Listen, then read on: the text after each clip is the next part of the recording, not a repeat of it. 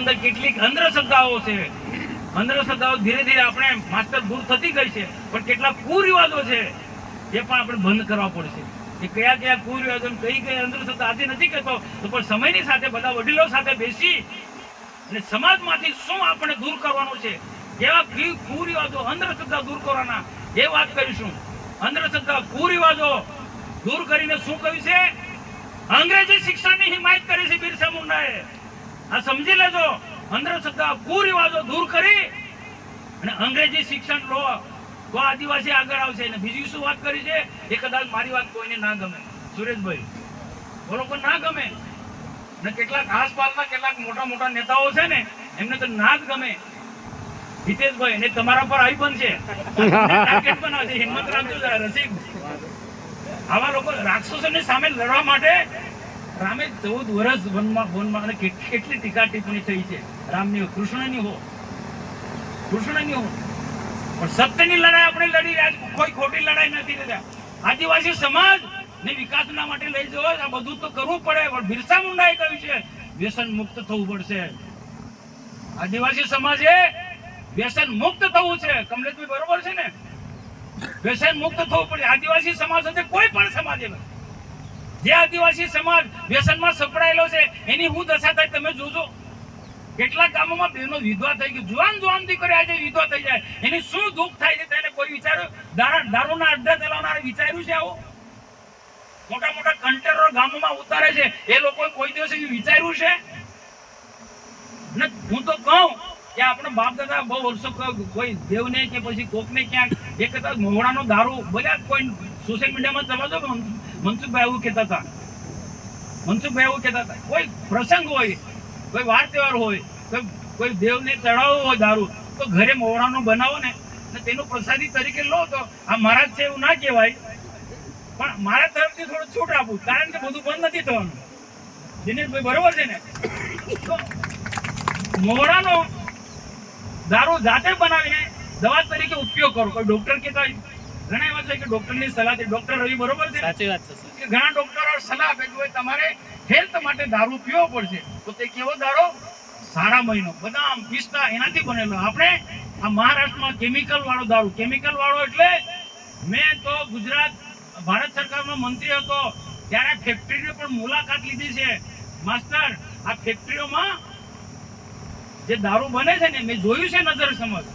દારૂને strong બનાવવા માટે chemical ની બોટલ આવે છે આટલી, એક પાટની અંદર નાખે તો, અને આપણા લોકો એ પીએ, બહુ કડક, બહુ હું પથરો કડક, હું કડક.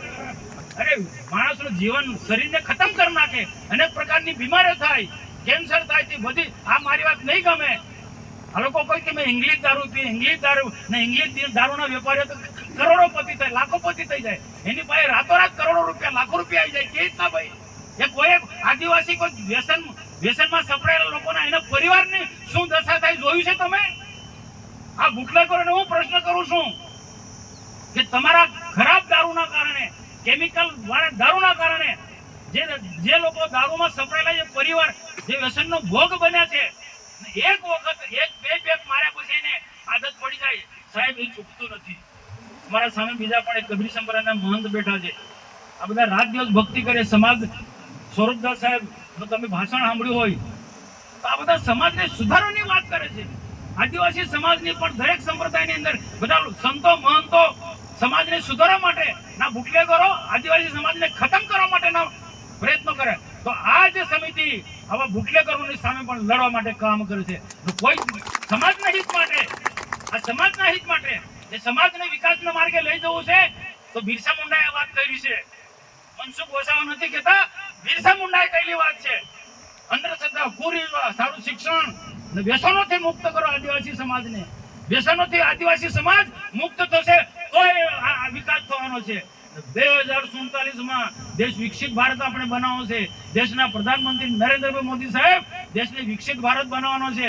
તેમાં આપણે નર્મદા જિલ્લો પાછળ ના રહે. એટલે આ બધી જે મેં વાતો કરી, દિવસે પણ ઘણી બધી વાતો કરી છે, એને ધ્યાનમાં ઉતારવું પડશે. અને મેં આજે વાત કરી બિરસા મુંડાની, એ તો ફરજિયાત હું આગ્રહ કરવાનો છે. આવા બધા સંતો મહંતોની સાથે પણ મીટિંગ કરવાનો છે. સ્વરૂપ સાહેબને પણ ગામડે ગામડે ફરવાનો છે. એટલા મનસુખભાઈ વસાવા કે મારા સાથે બેઠેલા લોકો એટલા નહીં, બધા જ લોકોએ. કદાચ મારી વાત ઘણા બધા બુટલેગરોને નહીં ગમે, એની ચિંતા નથી કે મનસુખ વસાવા ડરતો નથી. મનસુખ વસાવા બુટલેગરોની સામે પણ લડે છે, મનસુખ વસાવા રેત માફિયાઓની સામે પણ લડે છે, ગુંડાઓની સામે પણ લડે છે. પણ ભગવાને મને મદદ કરી, સત્યના માર્ગે ચાલું છું. અહમ નથી, ગર્વ નથી, અભિમાન નથી. સાચી વાત સમાજને કઈ દિશા પર લઈ જવું છે, આપણે દેશને કઈ દિશા પર લઈ જવું છે, જિલ્લાને કઈ દિશા પર લઈ જવું છે. આ બુટલેગરોનો ડુપ્લિકેટ દારૂ, કેમિકલ વાળો દારૂ પીવડાવવાથી સમાજ આગળ આવવાનો છે ને? કેટલાક નેતા તો અવવો કરીને દારૂ પીવડાવીને નચાવે, આખી રાત સ્ટાર બેન્ડ વગાડે. હા, કોઈ પ્રસંગ હોય કરો તો વાંધો નહીં. આ તેમને મનમાં આવે ત્યારે સ્ટાર બેન્ડ બોલાવવાનું, નચાવવાના. ને નેત્રંગમાં એક સભામાં એક નેતાએ તો માસ્ટર શું કહી દો, બધા બહેનોને કે બધા બહેનો મુઠ્ઠી વાળો, બધા બહેનો મુઠ્ઠી વાળી, એટલે કે અવવો. હા, એના સંસ્કાર છે નેતાના. સમય આવશે તે જાહેરમાં કહી. આનાથી આદિવાસી સમાજ આગળ આવવાનો છે. એકલા મનસુખ વસાવા નહીં, બધા લોકોએ બોલવું પડશે. અવવો કરવાથી આદિવાસી સમાજનો વિકાસ થવાનો છે. યુવાનોને યોગ્ય દિશા આપવી પડશે, બહેનોને યોગ્ય વાત કહેવી પડશે. વર્તમાનમાં શું સમય છે, જે પ્રકારે વસ્તી વધે છે ને બે પ્રકારે રોજગારી બેફામ માજા મારી રહી છે, એવા સમયે બહેનોને યોગ્ય દિશા આપવી પડશે, યુવાનોને યોગ્ય દિશા આપવી પડશે, શિક્ષણ પર ભાર મૂકવો પડશે, સારી ખેતી કરવી પડશે, પશુપાલનના ધંધામાં ધ્યાન આપવું પડશે. આપણા વિસ્તારની અંદર મોટા મોટા ઉદ્યોગો છે. ભરૂચ જિલ્લાની અંદર ઝઘડિયા સુધી જીઆઈડીસી અમે લાયા છે. મોટા મોટા ઉદ્યોગોમાં અમે જીઆઈડીસી લાયા, મોટા મોટા ઉદ્યોગો અમે લાયા છે. આ ઉદ્યોગોમાં સારું શિક્ષણ આપો, અંગ્રેજી, ગણિત, વિજ્ઞાન સાથેનું શિક્ષણ આપો આપણા બાળકોને. આ ઉદ્યોગમાં નોકરી આપવાની જવાબદારી મનસુખ વસાવાની છે. પણ લાયકાત તો કેળવવી પડશે ને તમારે. સારું આઈટીઆઈ કરાવો, સારું જ્ઞાન હોવું જોઈએ, નોલેજ તો હોવું જોઈએ ને. એમને એમ થોડી નોકરી મળી જવાની છે. એના માટે લાયકાત કેળવવી પડશે. ને આપણા લોકો એ લાયકાત કેળવે, એમાં આદિવાસી સમાજ હશે કે ક્ષત્રિય સમાજ હશે કે રજપૂત સમાજ કે પટેલ સમાજ કે ઓબીસી કોઈ પણ સમાજ હશે, બધા સમાજને લાગુ પડે છે. અને શિક્ષણમાં તાકાત છે. માણસ મરેલો માણસ પણ બેઠો થઈ શકે છે. શિક્ષણમાં તાકાત છે. માસ્ટર બરોબર છે ને? શિક્ષણમાં તાકાત છે. શિક્ષણ છે મનસુખ વસાવા બોલે છે. આ શિક્ષણમાં તાકાત છે ને તો જ આ મનસુખ વસાવા બોલે છે. શિક્ષણનો પ્રતાપ છે. શિક્ષણનો પ્રતાપ છે. હું જુનારા જંગલનું ગામ કોઈ જોઈ ના જોજો. આ ઇતિહાસને પ્રવાસ લઈ જાઓ ભાઈ, પ્રવાસ લઈ જાઓ. જંગલમાંથી અહીંયા ચાલતા આવતા હતા, ભણતા હતા, અને અહીંયા કોલેજ કરી અને અમદાવાદ ભણવા ગયો. ગુજરાત વિદ્યાપીઠમાં MS અભ્યાસ કર્યો. કલેક્ટર આઈએસ અધિકારી બની શક્યો હોત, મોટી નોકરી પણ એક નહીં. ભણ્યા પછી મેં નક્કી કર્યું કે મારે સમાજની સેવા કરવી છે, આદિવાસી સમાજને યોગ્ય દિશા આપવી છે. ઘનશ્યામભાઈ સાથે રહીને અમે સંઘર્ષના દિવસોની અંદર કામ કર્યું છે. ત્યારે આજે આ સ્થિતિનું નિર્માણ થયું છે. અને કેટલાક લોકો અહીંયા આવીને અમારી મહેનત પર પાણી ફેરવવાની વાત કરે, એ શક્ય નથી ભાઈ, એ શક્ય નથી. સત્યની લડાઈ છે. નર્મદા જિલ્લાના વિકાસ માટે, આદિવાસી સમાજ માટે, કોઈ પણ સમાજ માટે એને ઉન્નતિના માર્ગે અમારે લઈ જવાનું અમારું ધ્યેય છે. અને આ સત્ય છે. સત્ય તકલીફ પડવાની પરાજિત થતું નથી.